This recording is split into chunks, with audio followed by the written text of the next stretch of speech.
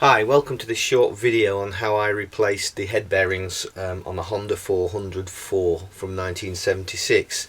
Now originally these would have been supplied with a roller bearing system with a cage and a bearing race for the top and the bottom, quite a lot of components including dust seals and end caps and all sorts, and I decided to go for a roller bearing kit which I bought off the internet at one of the leading suppliers, Honda 404 bits.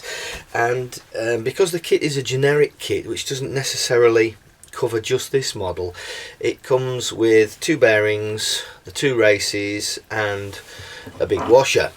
Now I couldn't understand where that big washer went because there was no instructions, and you're really in this scenario replacing what, 4 components will do the job of about 8 or 9 plus all the little rollers. So this is an easy way of doing it. I pre-assembled it and tightened it and found that I was getting a notchiness on it when I was getting it tight enough to take the slack out of the fork movement, and I realised that probably what I should have done was put this little washer here on, which came with a kit.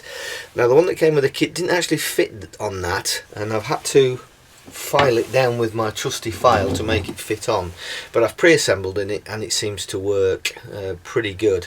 So what we need to do is put that washer on first, followed by the bearing, and then I'll take you over onto the bike and show you how it all assembles. But that's pretty straightforward and simple. I actually used an old piece of pipe to knock this on with a washer that fitted on the top, a bit bigger washer, and that seems to have done the job. I've removed all the original parts using a Manchester spanner and a drift, and so basically what happens is I'll show you the top part and it's the same for the bottom. So that's the old race there. The new one goes into the headstock there, and that's the same at the bottom, and the bearings are pretty obvious because they just basically, the sizes are different top and bottom. So that's the top one all greased up, pops in there like that. This is the headstock going in, so that just goes in there like that. We then have this shroud, and you can see that's actually standing proud of that, which it needs to. You will need a C-spanner. I got this one from a well-known website. Basically that just goes in there and locks it up. And now I've taken out that notchiness. That needs to be sufficiently tight to allow movement,